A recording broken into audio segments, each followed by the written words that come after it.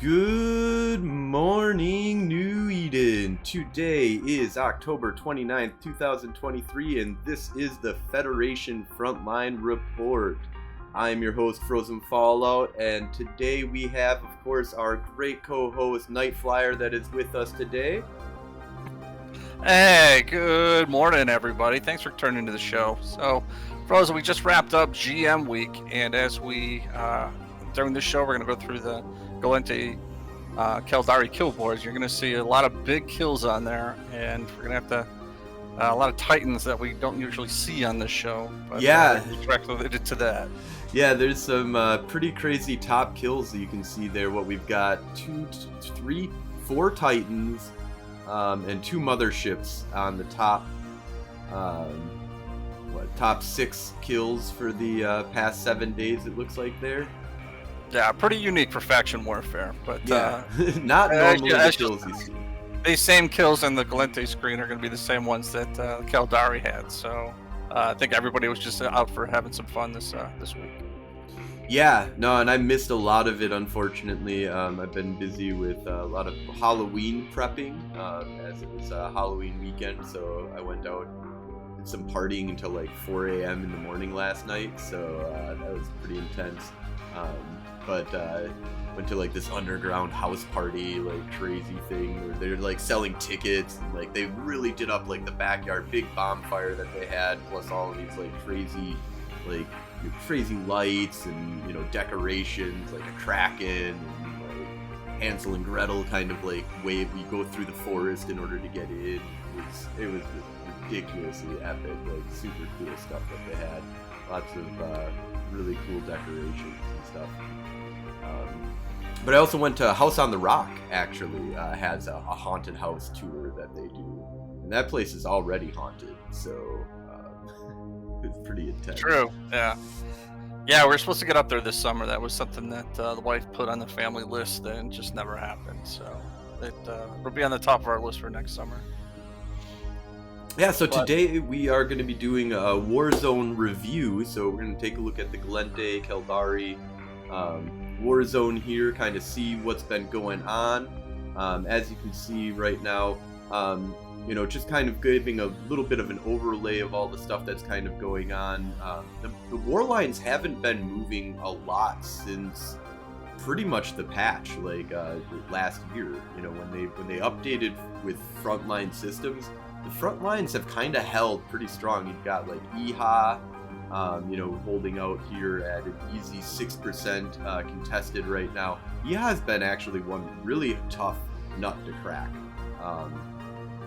And has not been a priority for a lot of Gallente alliances and corporations and stuff to take down EHA. But keeping OICX is really important. We actually got it down to 26.4% contested right now. That's huge. Yeah, that's a big comeback. We've been spending a lot of time up there as a corporation. Yeah, and WAR and Federation Frontline Report have both been up there, and I know Network as an alliance in general has been kicking a lot of ass in OICX, which has been kind of good. And that's been really great. We've had a couple of new guys come in, and they're just straight up killers. And it's good to see some of our old timers coming back. We got Tommy came back, and we'll see him on the kill board later. Yeah, no, and this got up to like what 80% or something at some point. Yeah, it was almost gonna flip. Yeah, it was really close to flipping. Well on pace to flipping. And then we know that Vivalier is not a frontline system, but there's been a lot of action inside of Vivalier, and we're gonna touch base on that. We got Algernet here, who's at 51.8% contested, being held by the Gallente right now. Nenemelia did fall for a short amount of time. What was it, 2 weeks ago, or? Yeah. And is back into the Caldari's hands, and they're holding it down tight. It is a staging ground for them. We didn't get to kick them out. We didn't put them to a front line, or we didn't put them to the back line or command operations, which is required to kick people out of the system so they can't dock in any of the stations or any of the upwell structures or anything like that. So they were able to push back and are holding that down here. Of course, down in the south, the Devon Fleet war is constantly on, and that just is constantly fighting back and forth. That's happening a lot there. So Devon at 10.9% here, and Fleet is at 44.1%.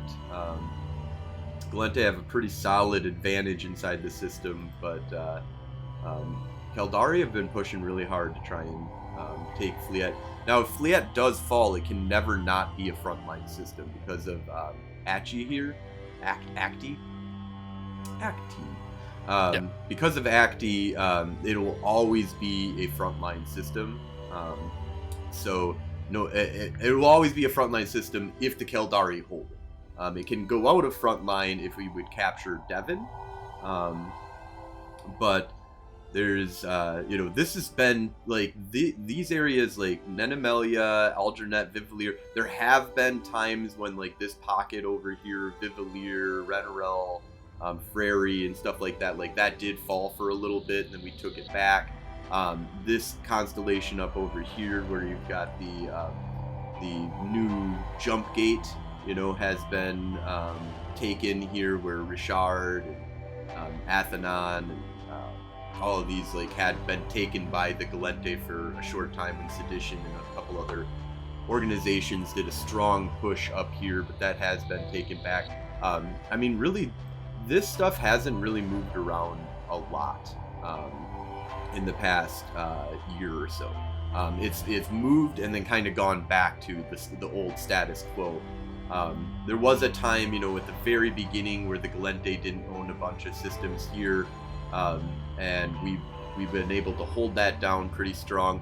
There was a short amount of time where Mirathan and this back lows and stuff like that got taken by the Caldari for a short amount of time, when they were trying to get Haydilis to be a frontline system, or in that Haydilis did fall for a hot second. But it always seems to kind of go back to these original, frontline systems here where a lot of people live. The other one is, of course, Sugerento. There's always fighting that's kind of going up on in this area by Anato, because Tanalin can always be a frontline system if it's owned by the Caldari. So there is stuff that can kind of go on here. Sugerento at 49.5%. Aranako, I think, was just taken by the Gallente not too long ago.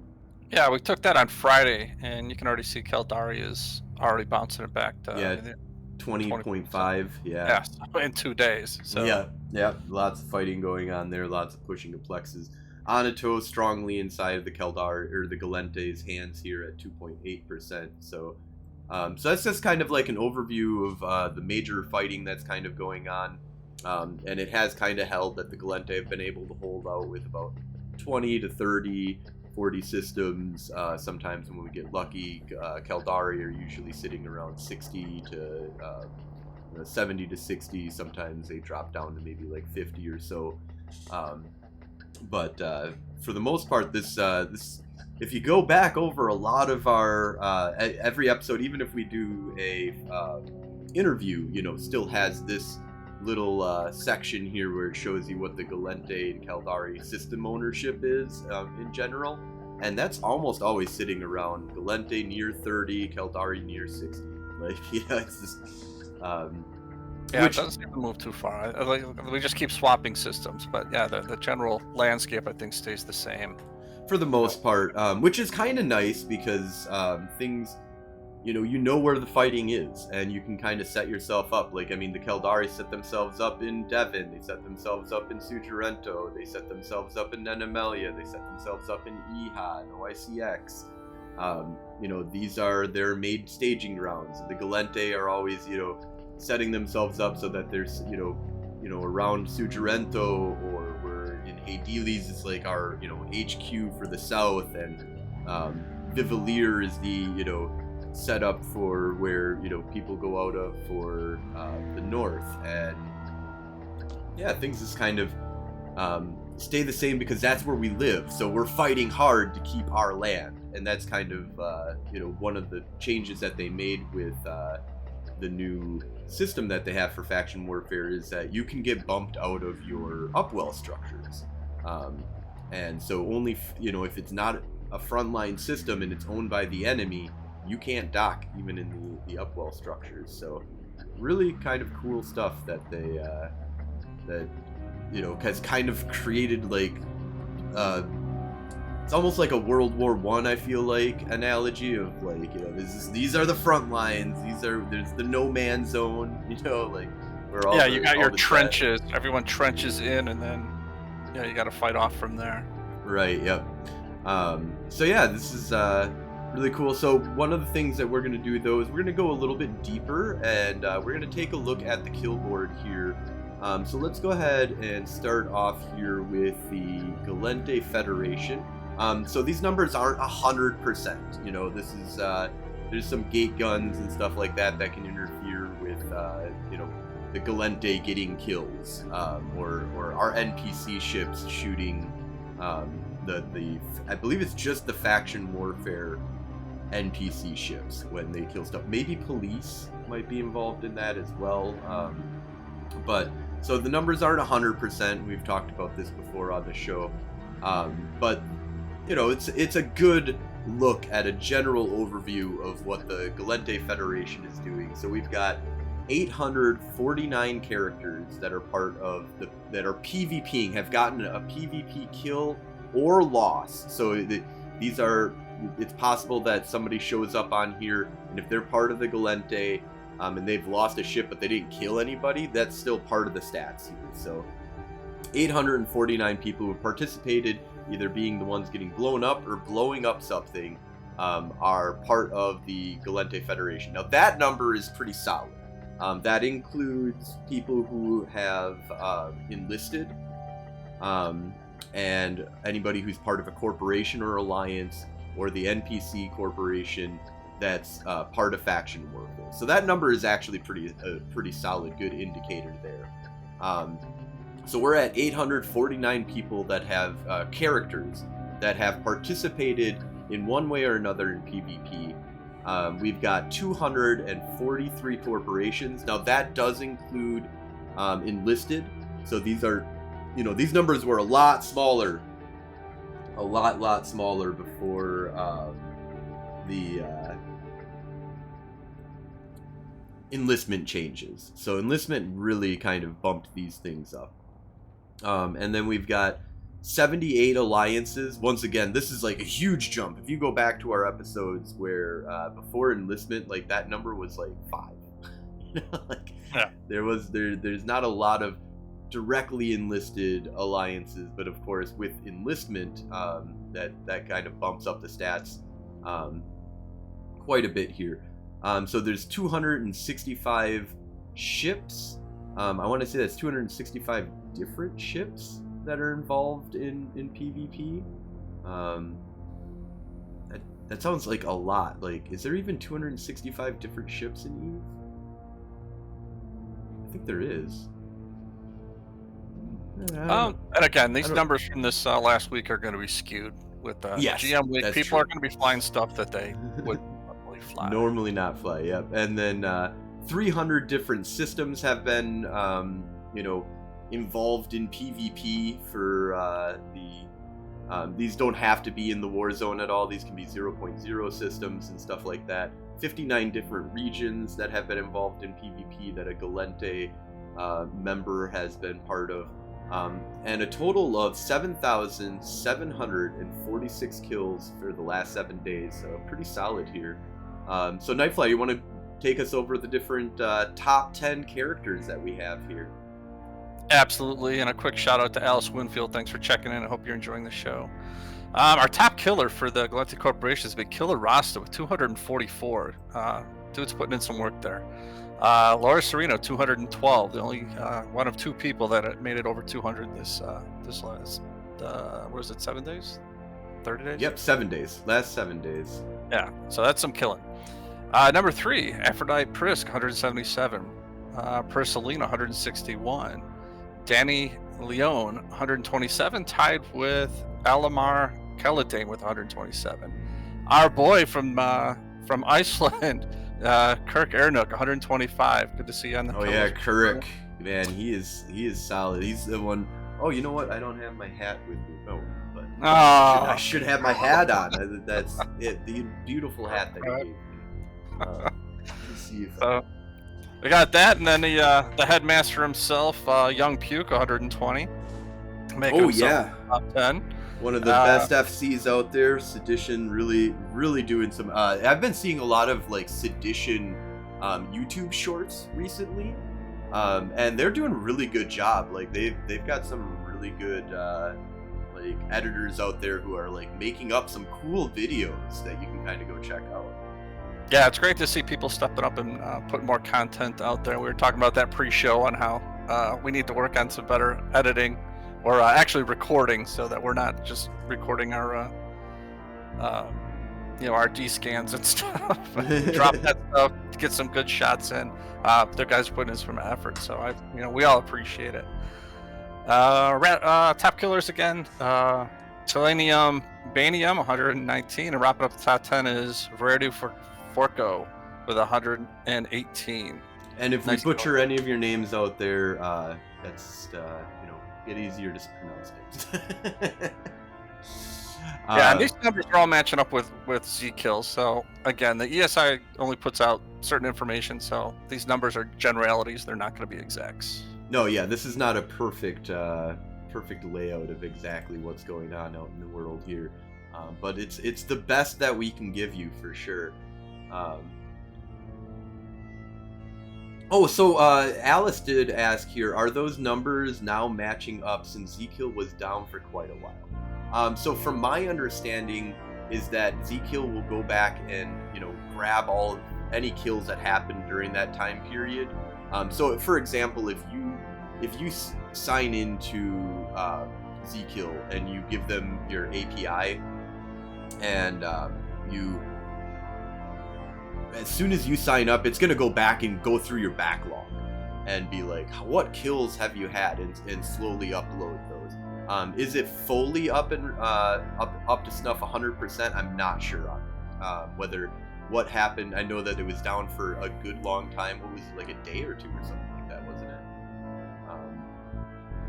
Yeah, there's a lot of issues. I know Eve Marketplace went out, and there's another one I've been using too, and they were down for a couple days.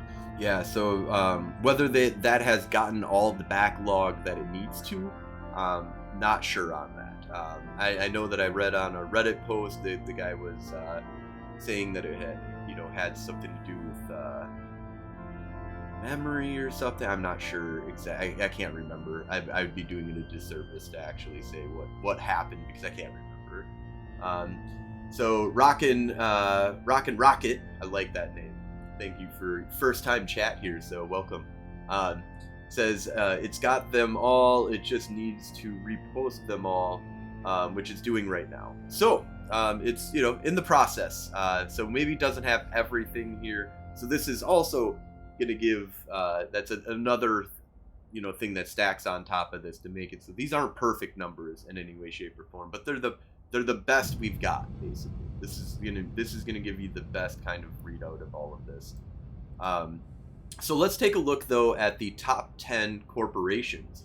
So Jerkosaurus Rex Incorporated is got 1,068 kills, and so I believe that is that's Sedition, right? Yeah, that's Young Puke and Sedition. Yep, so that's Young Puke's corporation. And of course they've got one of the bigger corporations. Just to give you like an idea here, they have about like 75 active PvPers in just Jerkosaurus Rex Incorporated, and that's fairly large for a Gallente corporation. That's not even just the whole alliance of Sedition. And just a little bit of a sneak preview, I mean, Sedition altogether has 1,555 kills. So Jerkosaurus Rex Incorporated takes up 1,750 of those kills. So really active corporation, really out there kicking ass, taking names. Federation Frontline Report is not going to be on the top 10 corporations this week because me and Gwen have kind of taken a little bit of a sabbatical, with Halloween, like I was saying before.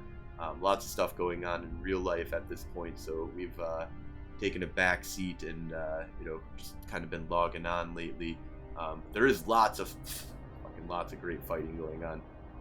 So we've got the Federal Defense Union at 369 kills, Blue Canary at 357 kills, Fleet Pizza Delivery at 345 kills, the Frog Pond at 243 kills, Los Violentos de Kenny at 243 kills, Noir Dot, yes, one of the best mercenary organizations, oldest mercenary organizations in all of EVE Online, really, showing that they can be out there kicking ass, taking names. 222 kills that they've got underneath them. And then Precocis Resurgo at 195, Tempest Legion at 192, and did he say jump? Maybe. 188 kills. So Nightfly, you want to take us through the top 10 alliances here? As you mentioned before, Sedition with 1,552, which is, I think, going to pretty much match the whole rest of the kill board here. But coming in number 2 is our boys, the Network, at 356. Of Essence with 348. Fraternity Dot. How'd they get on this? Because that would be enlistment. There you go. The Food Network, 194. Dock Workers, 188. Federation Peacekeepers, 128. Razor Alliance, 66. Adaron Robotics, 53. And Brave Collective with 50. And so you might see that there's a little bit off because I'm using my browser to kind of get these up there to give these numbers to you. Nightflyer's using his browser, and we're streaming his browser here. So that's so there might be a little bit of a discrepancy between what I say and what you see. If I try to update my screen, it's going to trash everything. Yeah, it's just going to cause. So I'm just going to leave them. It's totally fine, and just for our viewers who are watching, you're like, why'd you say that number and it's different than what I see on the screen? And that's going to come from me mainly. What Nightflyer will say will probably be what you see on the screen. That's what he's pulling off. But let's go ahead and take a look at the top 10 ships here. So these are the top 10 ships that are being used by the Gallente. I believe this is kills and losses, so these can be ships that get blown up as well, but are being used in PvP by the Gallente, either getting blown up or blowing stuff up. We've got the Executor Navy issue, number one badass fucking ship out there. It's got 703, I believe that's 703 kills?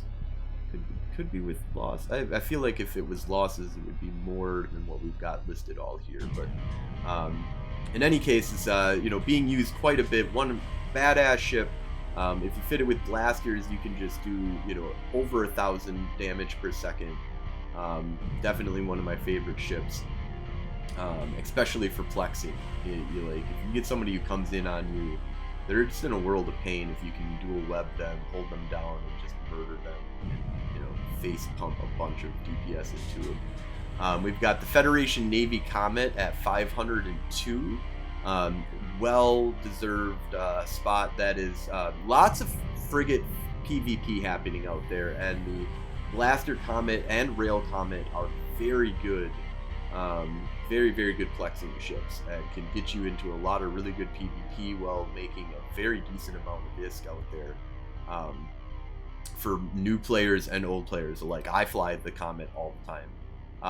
The Federation Destroyer. So this is the NPC destroyer that has gotten on to some kills.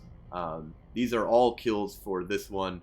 And I'm pretty sure these are all the kills listed here.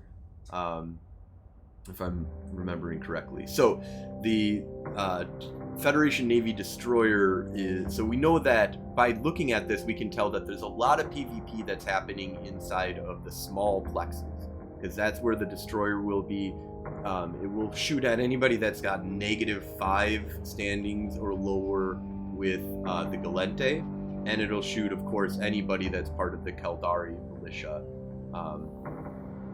And so that's been able to sneak in a lot of kill mail whoring. You know, it's really efficient at that, because this fucker is not killing anything on its own. It's got an okay tank for the size that it is, but it's definitely not got enough DPS usually to kill somebody off. And then, of course, the the Catalyst Navy issue is next at 307. That is a solid ship. I've really loved that ship since it's come out as a DPS boat. It's really crazy when you put some blasters on there, and it's a fairly decent rail boat as well. It's got a decent amount of hit points, can put out some decent amount of DPS. Very good ship. Then we've got the Federation frigate. So we know that there's a lot of fighting that is happening inside of the small, not novices. What are they called now? Scouts. The scouts. I'm old school, so I'm always thinking scout, or always thinking novice, but it's a scout now. So these, we can see that there is a lot of fighting that is going down in scouts. Great place to find 1v1 frigate PvP, whether you're hunting somebody or you're waiting to be hunted. Great place to find 1v1 PvP. Of course, the Imperial Navy Slicer is a great ship, really well used for kiting, and can get out there and do a lot of really good damage. 225 kills there. The the Federation Cruiser, so these are the medium plexes, and medium and just medium, right, would be the cruiser. So that would be where, once again, not quite as popular as for PvP as smalls or the scouts, but definitely a place to find some good PvP. It's a little bit harder to find 1v1 in a cruiser size ship, but it definitely happens. I've done it multiple times. Once again, the Executor Navy issue, I love having that inside of the medium plex. So there's lots of good fights that you can find there. The Osprey Navy issue at 220. Osprey is a great ship, very fast, can put in, usually it's rapid light missile launchers, I believe, that people use with that. Great frig killer, and just a nasty long range boat as well. Like that can hit you out quite a distance out, and is used quite often in large fleet and solo PvP quite a bit. So 214 capsules that got onto kills. So these, when it shows a capsule here, what it means is that the guy or person, was in PvP fighting, they got blown up, but they were still on grid or in the area, and whatever ship that they were shooting at also got killed. So they show up on the kill report as a capsule. So that was it. The capsule is not actually doing any damage here. It is just, doing its. It was a ship, got turned into a capsule, and then got onto the kill because the ship died after the person that was shooting it died. So, and then of course the Federation battle cruiser at 184. So these are the battle cruisers that's the large and open plexes. A little bit less PvP that happens in those areas, for the battle cruiser to get on and kill mail whore onto that stuff, but definitely lots of fights that's happening, and a lot bigger fights I think that happen inside of the larges, and bigger fights that are happening inside the opens. So the battle cruiser isn't able to ping and try and kill mail whore on everything right away. It just attacks the first person. Maybe moves on after a little while if there's still something to shoot. But yeah, so that's a good general overview there of the Gallente Federation in the last 7 days. Give or take any of the crazy stuff that's going on. with zkill, and of course there's gate guns that kind of interfere with this a little bit. I think police, and as you can see, of course, the plexing ships, definitely the NPCs inside of plexes do show up on the kill. So if it was pirate versus pirate, but one of those pirates had like below -5 standings with the Gallente and got shot by the by that NPC, they would show up on the kill mail as the Gallente Federation participated inside of that fight. Same thing would go as if a Caldari was fighting a pirate and they were inside of a offensive plex and they got shot at by that NPC. It's going to show that the Gallente Federation had been part of that kill. So not perfect stats, but once again, the best that we kind of have here. So let's go ahead and take a look over at the Caldari state. So next up here, so let's just, just kind of looking at some of the number differences here. So just to remind you, we had 851 characters for the Gallente. Caldari have 1,410 PvP participants. These are people who have died and who have killed in the last 7 days. So if they didn't get on any kills, but they were losing ships, they would still show up on this character report here.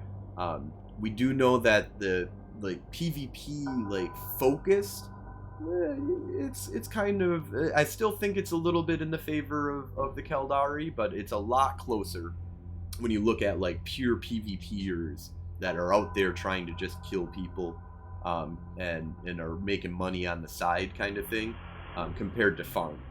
Gallente have a lot less farmers. Our LP is worth less than the Caldari LP, so it really incentivizes people.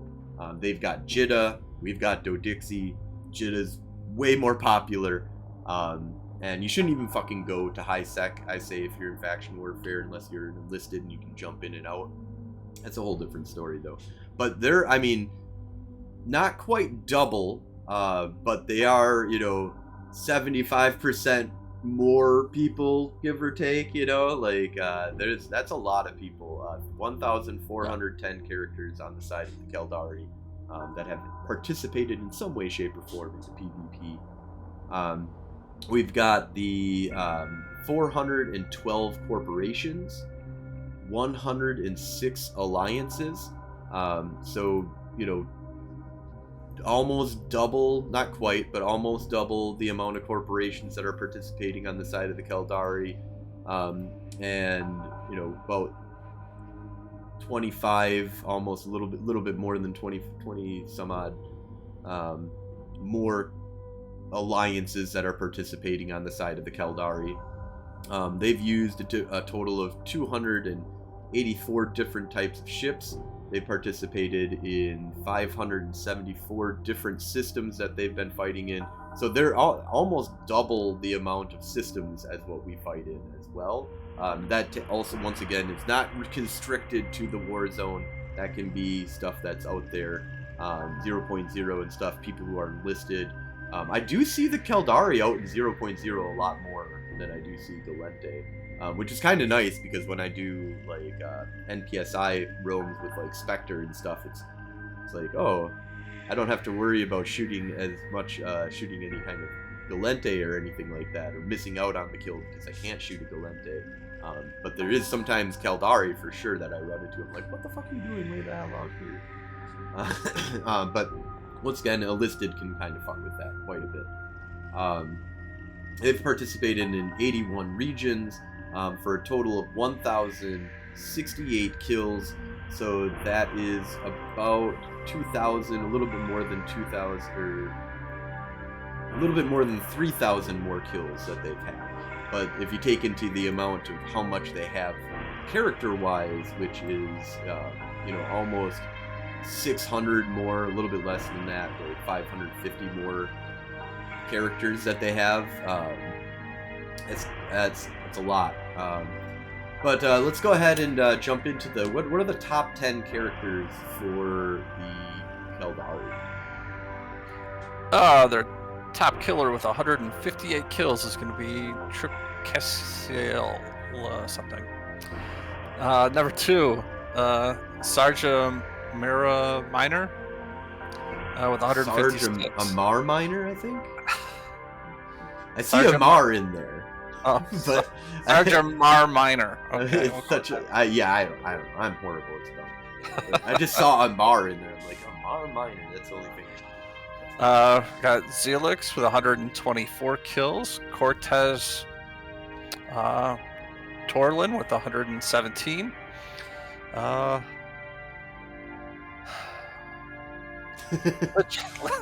This should be easy. This is probably one of the easier ones. Lichiko Ski with 114. Trix, our boy Trix. He's good, always good for a fight. 113 fighter, kills. Exiridium, 110. Shoki Kojisa, 110. Jabo Jazzle, I guess we'll go with that, 106. And Gaglier with 105 kills. Again, sorry if I butchered your names, but you guys should have easier sounding names. Yeah, it's on you, man. Come on. That's why I appreciate Trix. Yeah, I know Trix. There we go, Trix. Yeah, way to go, Trix. You got a good name. We can catch you there. So taking a look at the top 10 corporations that we have here, we have the State Protectorate, the NPC Corporation at 416 kills. So they're, interesting that their top corporation comparatively to our top corporation is less than half the amount of kills. So that kind of shows you how they've got a lot of numbers, but it's not all concentrated into one group. This Sedition Network, a few others out there, Fleet Pizza Delivery, stuff like that are some of our really big heavy hitters. But they do have some, going down from there, they have some pretty equal numbers here.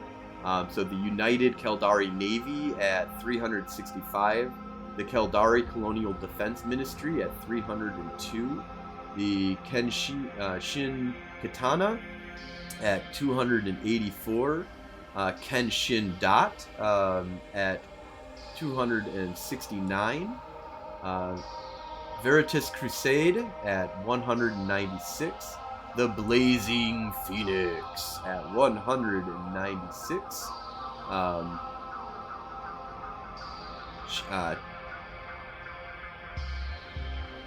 my whole brain is just shut down all of a sudden. Chengshi at 192, Mercenary Arms Inc. at 189, and Black Rabbits at 174. I do want to point out that their top corporation, State Protectorate, is the New Bro Corporation. So just logging into the game, that's the corporation they push you into. So that's wait a minute. Oh, that's not the. I thought that was the NPC corporation, the for faction warfare. Pretty sure. Let me double check here. Yeah, State Protectorate. Yes. Pretty sure this is not the New Bro. This is State Protectorate is.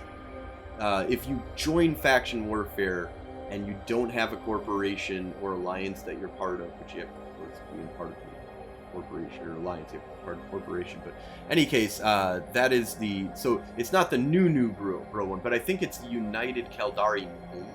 Maybe. Let me double check here. No, that's an actual player corporation. All right. The top is the NPC. It is an NPC corporation, but not everybody joins that. It is the only once you've joined the faction warfare and you don't have a corporation, you join that NPC corporation. I could be wrong. Please, anybody, tell us in the show notes or anything. We're wrong. Similar to the Federal Defense Unit. Yeah, exactly. Yeah. Top alliances, we got the United Caldari Space Command with 780. We got Fraternity Dot, that's funny, with 666. They're on both sides of the war. I know. Goonswarm Federation with 547.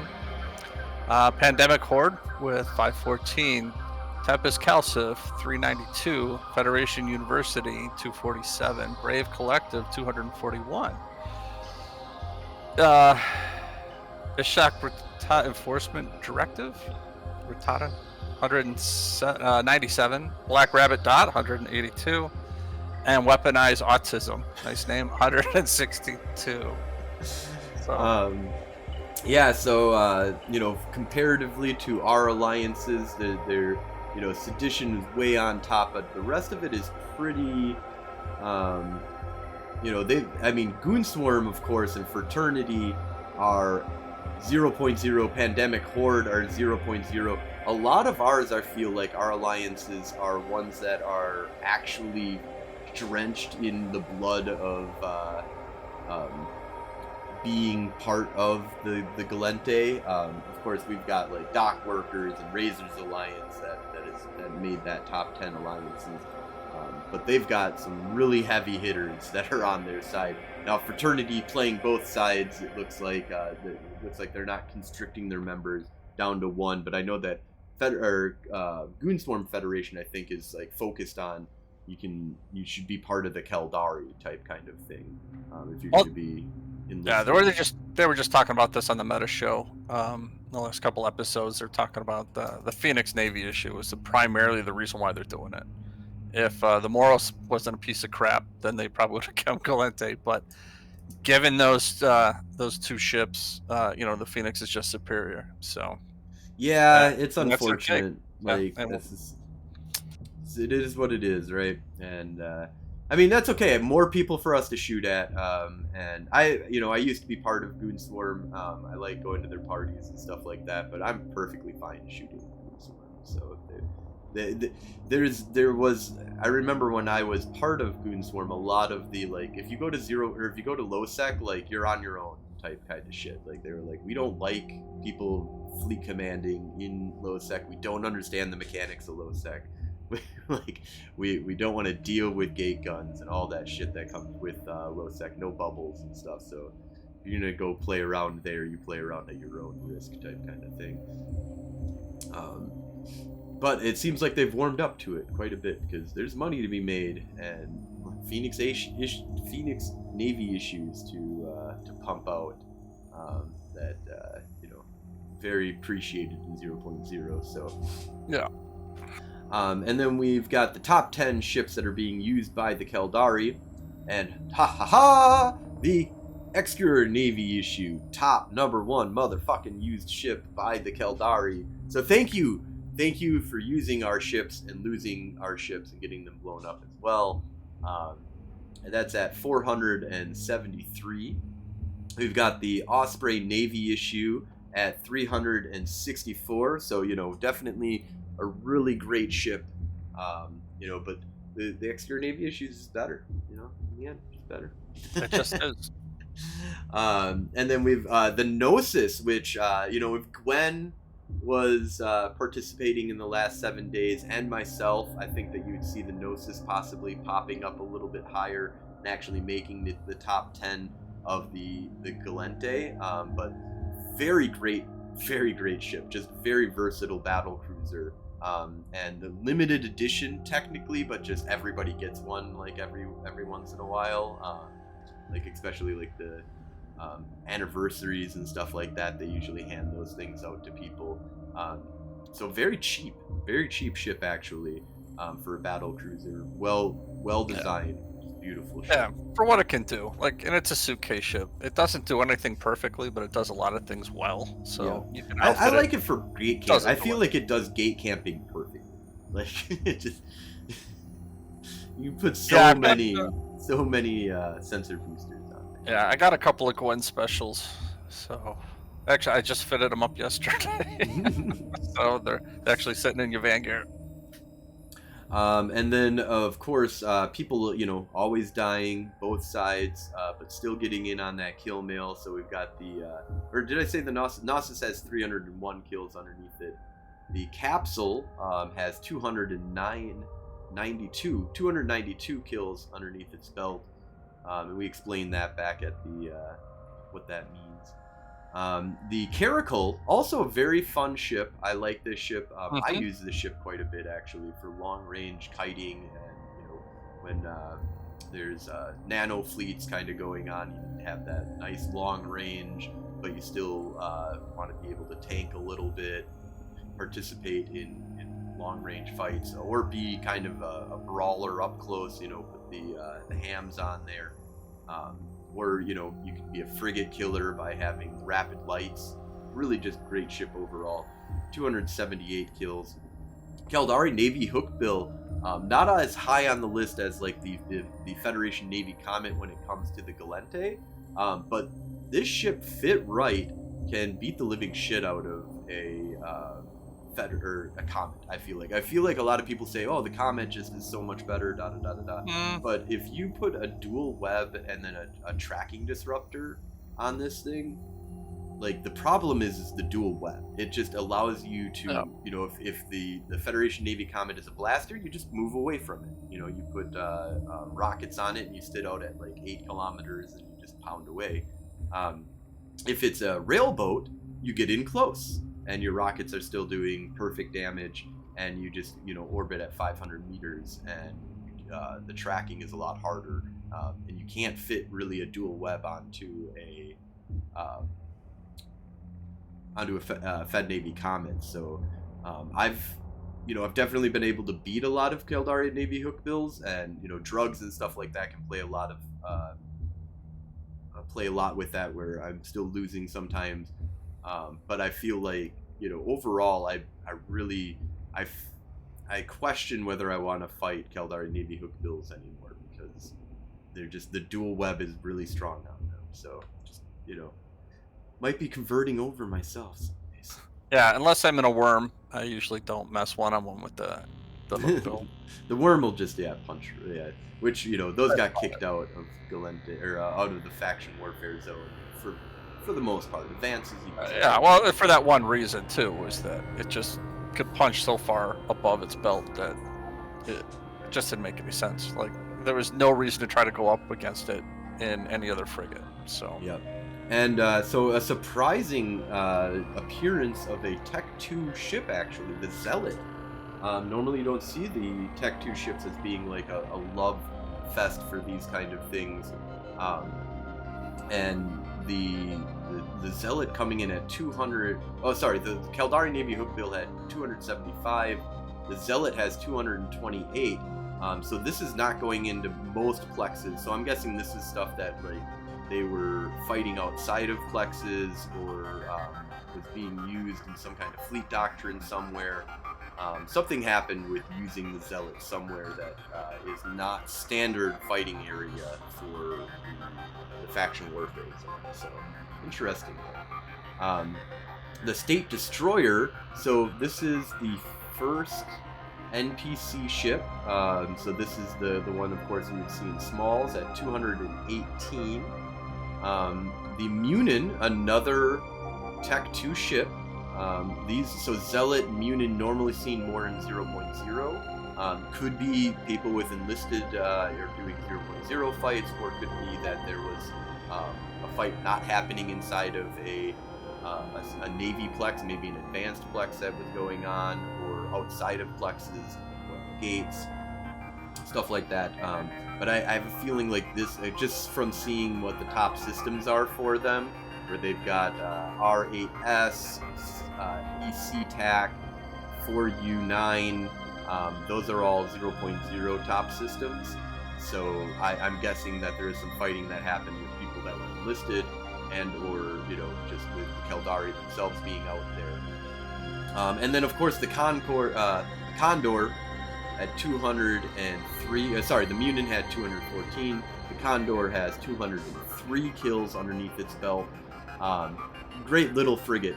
So this is a T1 frigate, not even Navy or anything. Great ship to go around and fuck with people. Great E-board, long range, kitey. You can also fit them to be a little brawly too, so that's kind of cool.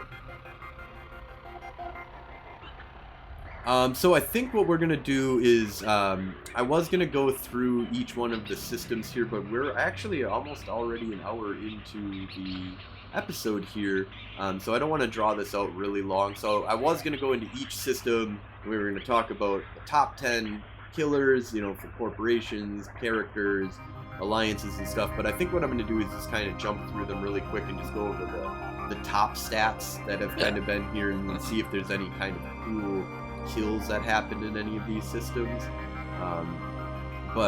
Yeah, let's just kind of look through these real quick. So the first one we're looking at here is EHA. So EHA has 301 different characters that have participated in PvP, either lost something or killed something in the last 7 days. 110 corporations, 43 alliances, 148 different types of ships that have fought here, and has a total of 395 kills in the last 7 days. EHA, definitely a system that, you know, has some good fighting. It's hard to flip this one. I think we talked about it being at the very low percentages of being flipped. And I'm not seeing any major outliers here. Of course, the Osprey Navy issue and the Exeter Navy issue battling very strongly for the #1 PvP ship in the system. 40 kills right now is what I have. If you have the same here, 40 kills for the Osprey, 39 kills for the Exeter Navy issue. But I also don't see anything really crazy here. There looks like there was a Legion that went down, an Orthus that went down, a Draugr that went down, and a Tengu and a Stratios. Nothing that makes me go, oh, what the hell happened here? So, pretty standard ships participating in PvP in this area. So let's move on to OICX. Is there anything crazy that happened here? So taking a look here, looks like OICX has 532 characters, 199 corporations, 76 alliances, 168 different ships, with a total of 681 kills that have happened there. It does look like GM Wolfgang got blown up here in that Vargur. You want to take a look at that Vargur here real quick? So this is CCP. This is one of the GMs. Brought a Vargur into here, and it looks like United Caldari Space Command. So it looks like the Caldari. Oh, it looks Sedition Killmail Horde, as well as dock workers got in on a Killmail Horde here, so that they were able to show that, you know, the Gallente were able to get in on this kill, but they didn't do any damage. I don't know if they had original tackle or something like that. That might have been the reason why they were there. But always kill mail horror if you can. That's what I say. So that's what GM Week is all about.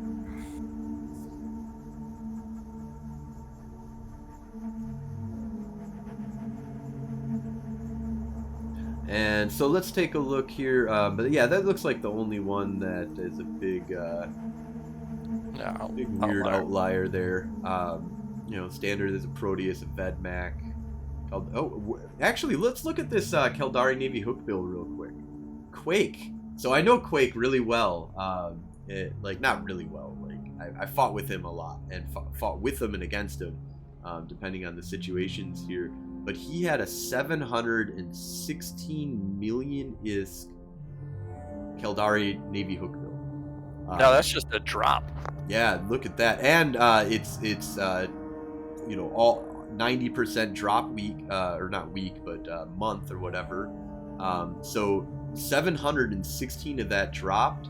That was somebody in Sedition flying a Catalyst Navy issue. A Catalyst Navy issue, I would not imagine being really good for taking down this ship, because it's got a web, it's got a scram, long-range web, with it being a Republic fleet webifier. So if this was blaster fit, which it was, that hookbill should have been able to sit out at 8 kilometers and not really worry. So I'm interested to see. I don't know what it was. Purslin. Yeah. Did I say that right? Yeah, Purslin from Sedition of. Looks like inside a small plex too. So. Yeah. Yep.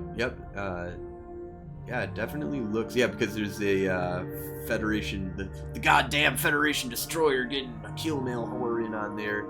Did 187 of the damage. That must have been what tipped the scales. Absolutely. But yeah, that's interesting. Looks like the big one here, the two big money drops here were The Dread, so it had Dread Garista light missile launchers, 3 of them for 211 million for those 3. The Republic Fleet Warp Disruptor was at 138 million. The Republic Fleet Stasis Webifier at 140 million. The rest of it, you know, the A-Type 5MN micro. Ooh, that's what it was. That's what happened here. This, I bet you that the Catalyst Navy issue had, I didn't see that was a micro warp drive. I bet you the Catalyst Navy issue had an afterburner sitting at 0. It got the web and scram on it before, or even just a scram would have been fine probably in this case. Just scramming this thing would drastically reduce the speed that this would be at. If you had a web and a scram, which a blaster ship is more than likely going to have, yeah, this ship goes down way hard. It can't kite. And if they were overheating and, or, you know, so this one is going to try and kite. It's going to overheat its web. It's going to overheat its scram probably. It's going to sit at a nice distance because these are light missile launchers. So yeah, this thing is going to try and sit out at 15, 20, 30 kilometers, depending on drugs and other things that you can do here. But my guess would be it came into the Plex, tried to get away, and somehow, some way, this destroyer was able to get a lock, web, and scram before it could get away from it. That's what I can imagine that would happen here. No, it sounds very plausible. So that's a weird, interesting kill. So let's move on, though. Alderneti. So Alderneti is getting a lot of action these days. We've got 868 characters that are participating in fighting that's going on here, and 1,313 kills. Some really great fighting that's been happening in this area. GM in a Vindicator, GM Baldru? Balder? Balder. Oh yeah, like Baldur's Gate, dumbass. My brain, sorry, like I'm still recovering from last night. So GM Balder in a Vindicator, 1.9 billion ISK. That looks kind of sexy. Looks like that was brought down primarily by Sedition. So, you know, really feeding that out there to you know, making sure Sedition gets a little bit, the Caldari get a little bit, you know, and nothing really else that's here that kind of makes me go, oh, what's this 4.3 billion ISK pod? So Snuffed Out, oh, I love it. I love it. I love it.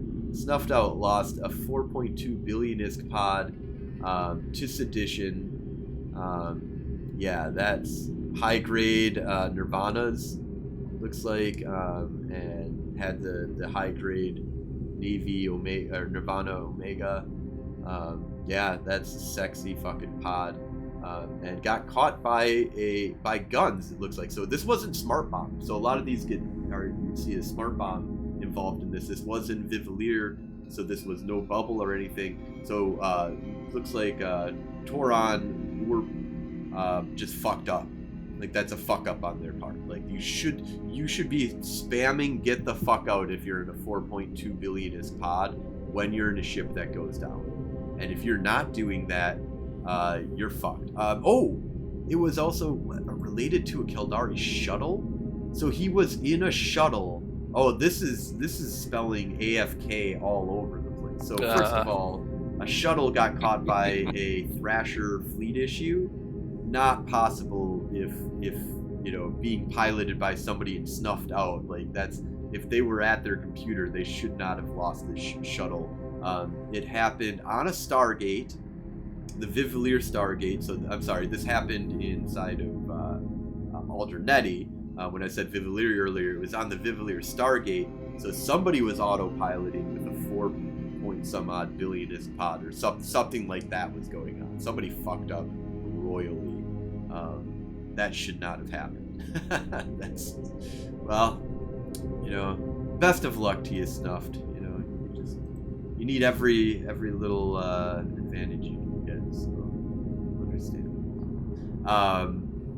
Let's move on. So Nenemelia, I just want to point out too yeah. that Killer Rasta the second time he was the top killer in Warzone here in EHA. So yeah, Killer Rasta is out there fucking. yeah, he's kicking putting in some work, ass, man.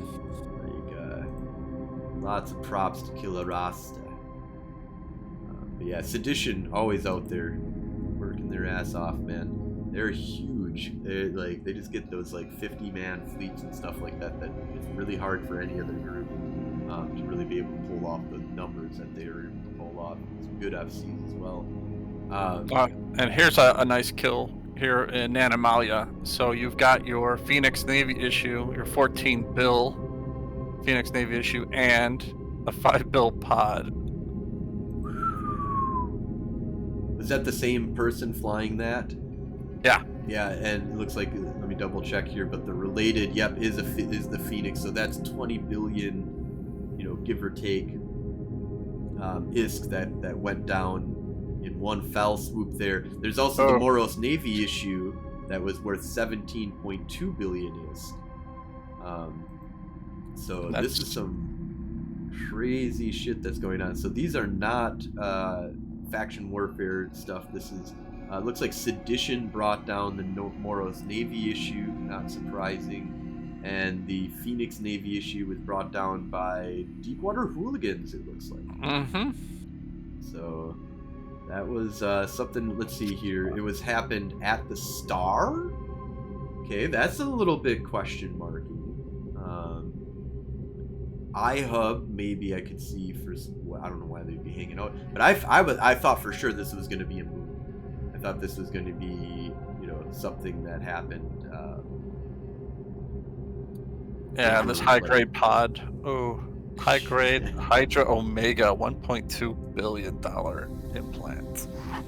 Yikes. Yeah, that's crazy. But when you're flying a Phoenix, that's what you're going to have. So fuck yeah, man, of course. So yeah, Nenamelia's got 609 different characters that have participated in PvP, 488 kills. So lots, and that's just in 7 days. So let's move over to Onasiken.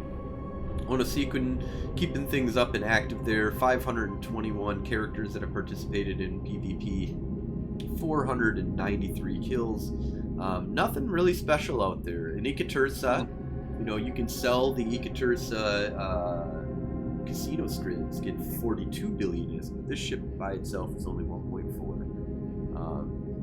And a little sexy, but it's got a little sexy on it. Federation Navy, Wet Scram, Blood Raiders, or Dark Blood Scrambler, and a C-type 50 MN micro warp drive, a C-type medium armor repair, Navy multi-spectrum, another multi-spectrum Navy, the Imperial Navy, and then C-type medium armor repair. Nothing crazy, but still a little sexy, It's a nice ship. Yeah, you tried. Oh, here we go. This is a weird one. The Caldari Navy hookbill at 1.15 billion ISK.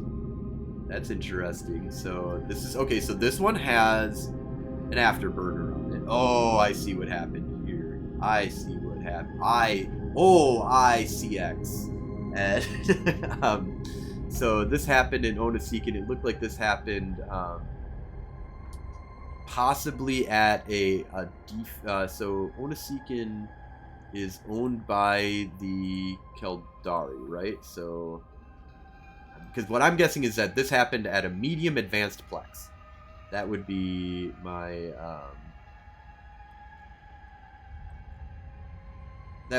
guess. And yeah, let's see. So Onasiken is owned by the Caldari. Here we go. And you can see so my guess is what they went into it in medium advanced plex.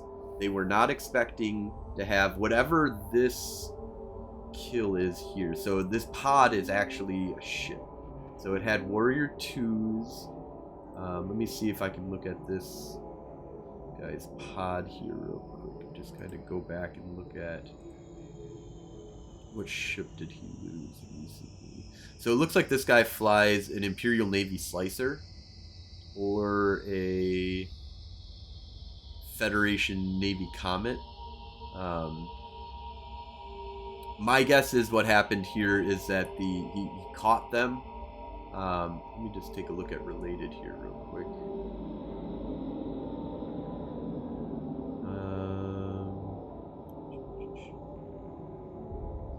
Okay, so it looks like he was in either a Federation Navy Comet, which makes sense with the drones being on that.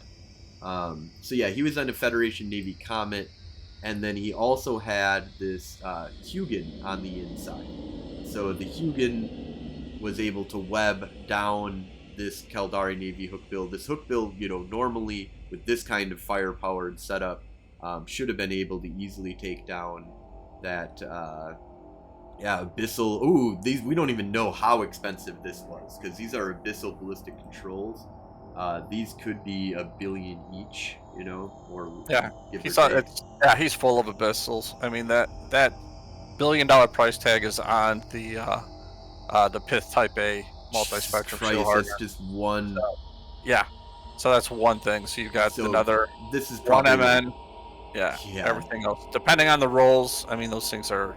And what they used as the base. So I mean, these could be Pithy A type, or whatever, like an A type afterburner, and faction webs and scrams and the shields. So all of that, or even officer. Like once you've abyssal them, nobody knows until you get the item and you can look at it actually. But Zkill is not going to tell you what it's actually worth. But he's got 6 abyssal modules on this ship too. So man, I put the price tag on this probably closer to 1.7 bill. So looks like Cavalier is saying Marcus says it's the cost, but would have made it himself. So just the loss of time to. Oh, yeah, true. But yeah, I mean, time is money, and if you can sell something for 5 billion ISK, then it's worth 5 billion ISK, even if you made it yourself. So that's it's the old argument, right? Of I mined it, so it's free. It's like, no, you could have sold it, so it wasn't free. It's time. It took you time, and time is very easily equated to money. Everybody does ISK per hour these days, for sure. But yeah, so let's see here. I think that's the stuff that was really impressive there. Let's take a look over at Fleet. So lots of good fighting happening in Fleet. Some pretty high numbers here. 730 different characters participating in PvP. Holy shit. I was just looking at the pods that have been blown up here recently. All right. And also 858 kills in the last 7 days. That's pretty impressive. But it looks like GM Chaos lost a 3 billion ISK pod, and he was inside of an Incursus. So the Incursus was worth 62 million ISK. This is the T1 frigate. He stacked up on that thing. But yeah, GM Chaos, causing chaos out there. That's a pretty sexy pod, but nothing dropped, of course. And then their GM Lionheart in Belgorn, 1.4 billion is kill. Oh, he also had a Hurricane, Deathglow Remnant, and an Augur Combat Medic skin dropped. Yeah. Is Fido and cargo? Gotta have a Fido. Yeah. Yep. Oh yeah, Fido. So yeah, lots of really good, sexy stuff happening in Fleet. Definitely check it out there. So let's move on to Devon here, right next to Fleet.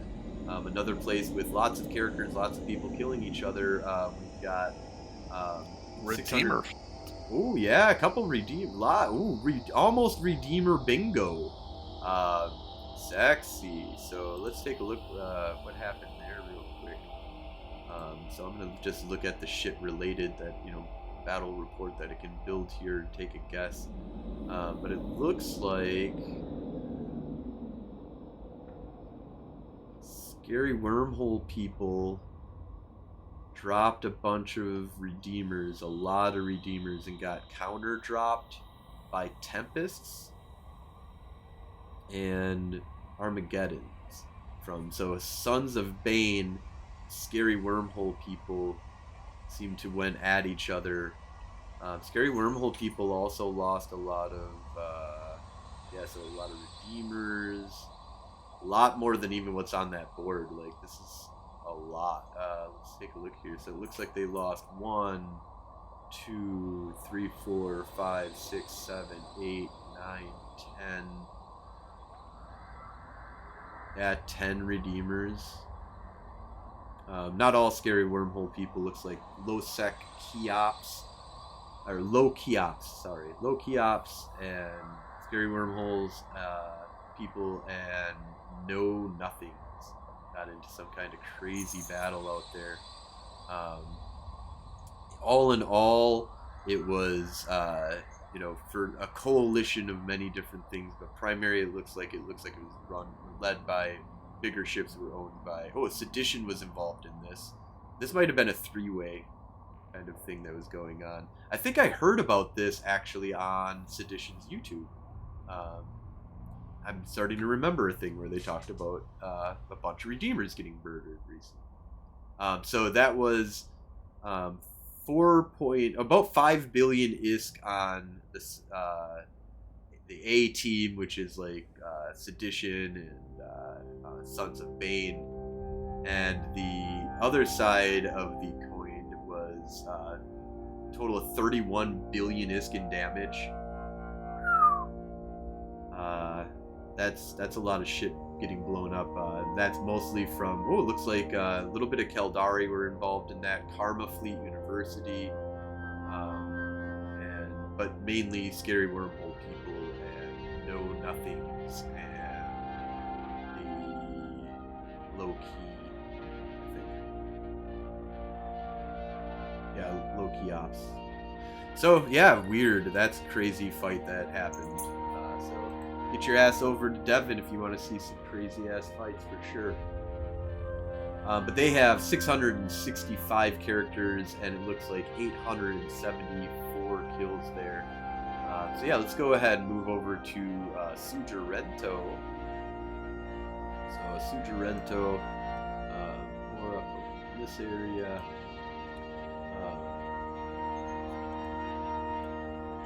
Let's see, any cool things?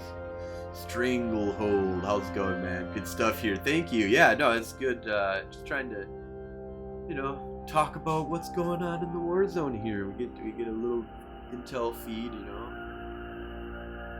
I love these episodes. These are some of our actually more popular episodes. Are doing Warzone breakdowns. People really want to hear about what the fuck's going on out there in the galaxy, especially when it comes to faction warfare.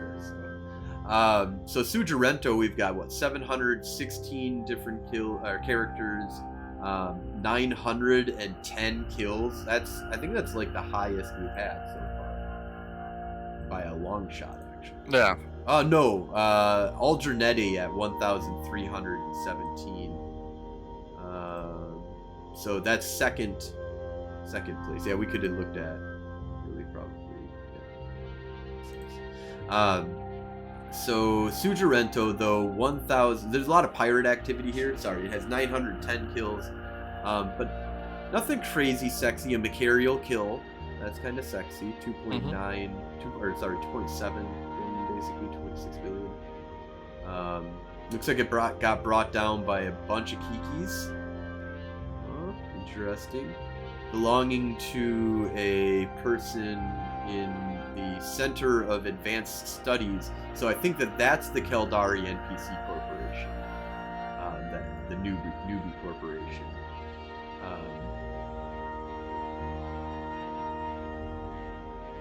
He did have some sexy stuff on him though. He had a 500 MN Gisty X type. You go into the into the Macarial kill, actually. It'll, like, yeah, it's got some hindered gyro stabilizers. Like, what the fuck is this thing? It's PvP fit. It's got a Republic Fleet Disruptor on there and Web Grappler. So I'm gonna just check related here real quick, see if this is part of a bigger engagement or this might have possibly been smaller. It's hard to tell.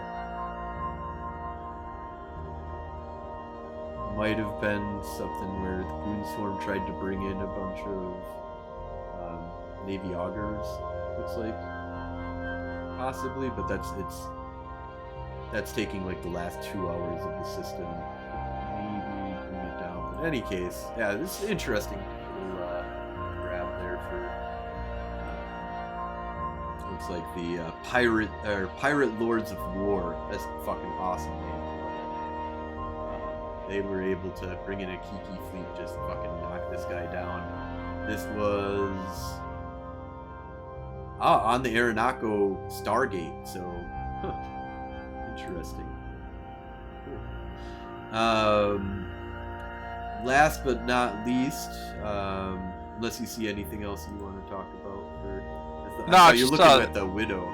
Yeah, Nick said he put a ping out about 2 hours ago, which is when he lost this Widow. So this is part of a kind of a planned fight, I think, that was going to occur, and I was going to jump into it, but I got pulled up in other stuff, and I want to get ready for this podcast, so I didn't actually take part.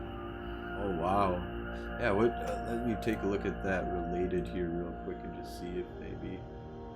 So it looks like Shadow Cartel brought a bunch of Harbingers. They also had Expert Navy issues, a bunch of Augur Navy issues from Pirate Lords of War. It's possible that that was all part of this going on here. So who killed?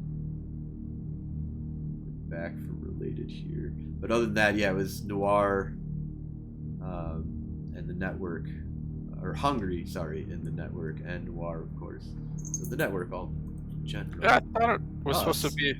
I thought it was supposed to be an off-contract something against in it, but I'm not sure. Like I said, it looks like Shadow didn't Cartel make it into that op, so. Out of the Deep. Yeah, not a lot on that kill, actually. Just a little bit of Shadow Cartel. Some randos, it looks like, almost. Interesting. And then last but not least, although in the lower numbered of kills here, it's Anato. Anato doesn't look like there's anything really crazy. There's a billionist pod. That's kind of interesting. So that was mid-grade amulet set. Got blown up here. Oh, smart bombed. Ouch. Related kill, shuttle. Oh, somebody was shuttling around a really expensive pod. It got blown up on probably on a gate. That was a slaver from the Amar Empire. Yep, on the Sujarento gate. Be really careful. That is one of the systems, Anato, Sujarento. I know those places have a lot where I've seen people set up smart bombing camps, which very effective at wiping out a lot of ISK in this game. There was a billionist Raven. That looks PvE fit. I mean, it could be PvP, but this is, I mean, maybe super bait, but you're not holding anybody on the field. So... Oh, this was just recent. It is Goon Swarm, so it's not like it was some idiot, well, you never know. But, you know, it wasn't just somebody in a newbie corp that spent a bunch of money, out-of-game money, and turned it into ISK. Came out to 0.0 thinking, I will kill with my Caldari Navy cruise missile launcher. Interesting. Yeah, just basically what, two Execure Navy issues, something else that had like a scourge. So this has got to be an event site, right? That's yeah, it's probably. I wonder if that way he was doing Crimson Harvest or something. That makes sense. Yeah. Crimson Harvest would make sense, even though I wouldn't use this ship for Crimson Harvest, but interesting because yeah, Scourge missiles did 7,000 or 71,000 of the damage to this, but it's unknown, and so I would think that would be like an event site or something, somewhere special that he was for sure. This wasn't faction warfare. No. Interesting. Awesome. But our boy Sully lost to one of his pods. What's he doing? The big killer of the system.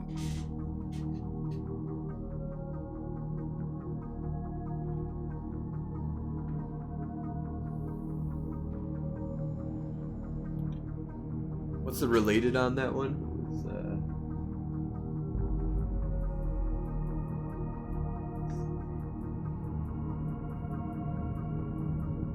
Oh, he's in a comet. No, because that one doesn't have any. The pod that went down at that time is not the same one. Go back and go into the actual kill.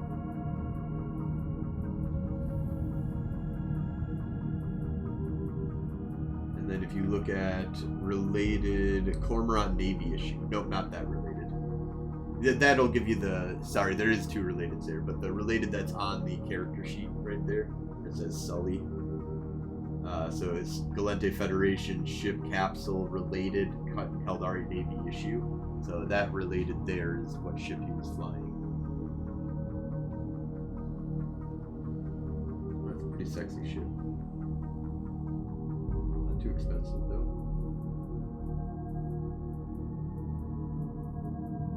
Blaster Cormorant. Tool. Ancillary, that's pretty nice, yeah. But yeah, so I think that'll kind of wrap us on up here, and so thank you all for joining us and listening. Definitely tune in, more, and we'll be doing, a pretty big update. We're going to be going into season 3. We're technically over season 3, and this is the hat that I got from Keurig, by the way. Elaborate more on that, but yeah, so season 3 technically is already supposed to be up, but I want to do some, before I call it season 3, I want to do some pretty big changes.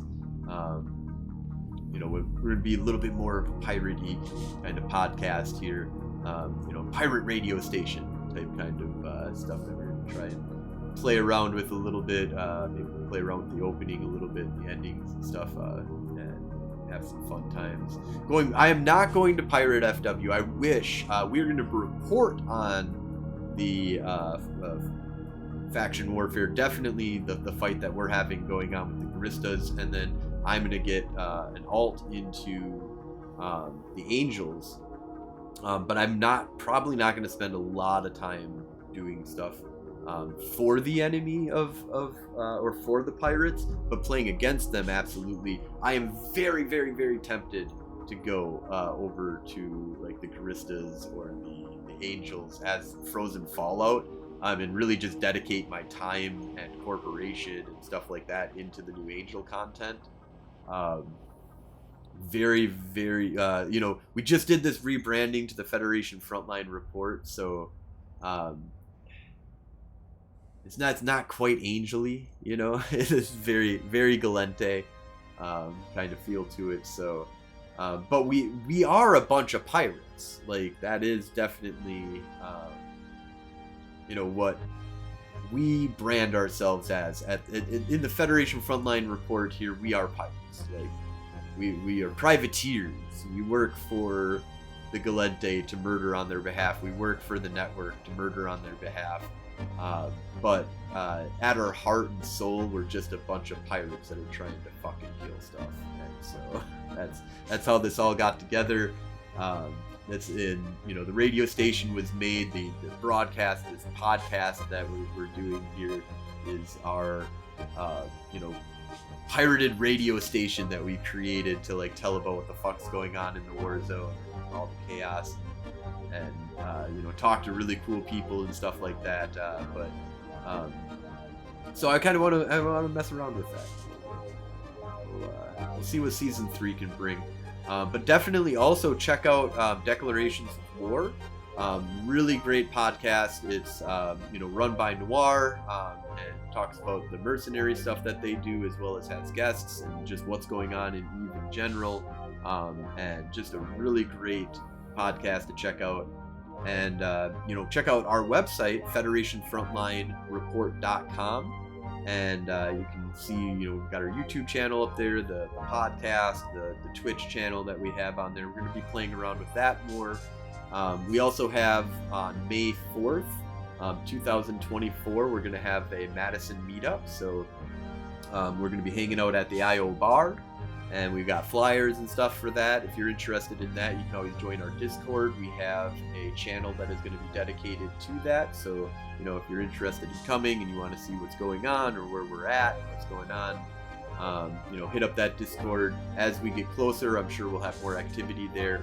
We were able to get, a decent amount, like 10, 20 people or something like that. The first go round that we did, I don't think we actually got to 20, but if you include all my buddies that came that, have played a lot of EVE, but aren't really playing much anymore. We had a really decent amount of people, but Alec came up. This time around, we're gonna get Night Flyer. I know it, man. We're gonna be able to absolutely. Yep. Already got the time off work. And there's lots of changes that are coming to the game. I'm definitely going to be adding a little bit of segment, I think, in Season 3 about the first-person shooter, Vanguard. We'll talk a little bit about, how that's going along and how the beta is happening and stuff, as depending on what NDA or whatever decided part of the beta. But especially when it comes out, that maybe we'll do a short Season 3. We'll have a Season 4 that'll already have, or just at some point add into Season 3 the report that's happening and what's going on in Vanguard. So we're super excited about that. Pirate PvP, or Pirate Faction Warfare is coming, so we're going to be talking a lot about that. That's also where I'm probably going to wait until Pirate Faction Warfare comes out before we do Season 3. So thank you all for listening. Thank you all for watching. Thanks for co-hosting Night Flyer. Have a great night. My pleasure. Have a great night, everybody.